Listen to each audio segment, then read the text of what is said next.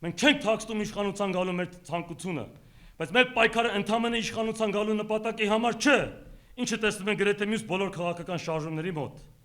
Առհասարակ մենք չենք կարող վստահել եւ հավատալ որևէ քաղաքական գործի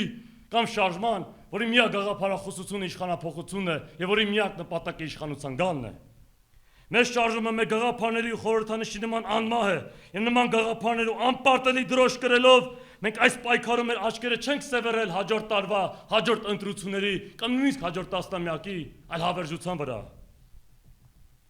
Այս ճակատագրական պայքարի արդյունքը կտա ընդհանրապես երկու տարբերակ։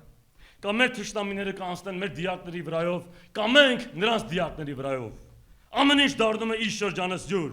Վահագնը կքաղի վիշապին, Հայկը կհաղթի բելին։ Ժամանակն է, որ մեր պատմության վերջին էջը թերթելու փոխարեն ոսկե տառերով նոր էջ բացենք, դարձյալ ստանձնելով արիականության ու արդարության առաջնորդ ազգի դերը։ Մեր պայքարը պետք է հաղթի, եթե մենք ուզում ենք մեր ցեղը արևի տակ իր տեղը չկորցնի։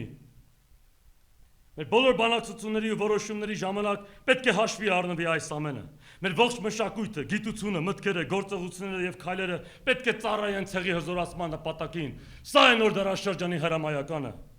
Այս ամենը նախադրյալներ են եւ անհրաժեշտություն առողջ ու առաջադեմ հասարակություն ստեղծելու համար։ Հասարակություն, որը բաղկացած կլինի անձնական պատասխանատվություն կրող, պարտականությունը ճանաչող, աշխատասեր, ազնիվ, առողջ եւ զտարյուն արժանապատիվ քաղաքացիներից։ Մենք պիտի ստեղծենք լիովին նոր մարդ, նոր պետություն, նոր հասարակություն, նոր քաղաքակրթություն եւ այդ փառահեղ ապագայի սերմերը հենց հիմա պետք է ցանենք եւ օրեցօր պետք է ջրենք այս սերմերը մեր պայքարով։ Հայաստանում պիտի գա այն ժամանակը, որ մենք այլևս միայն չենք հպարտանալու մեր անցյալով։ Կգա այն ժամանակը, որ մենք իսկապես կսկսենք հպարտանալ նաեւ մեր ներկայով, քանի որ մեր աշխատանքով, մեր պայքարով եւ մեր զոհաբերություններով կստեղծենք հպարտության արժանի պետություն ու երկիր։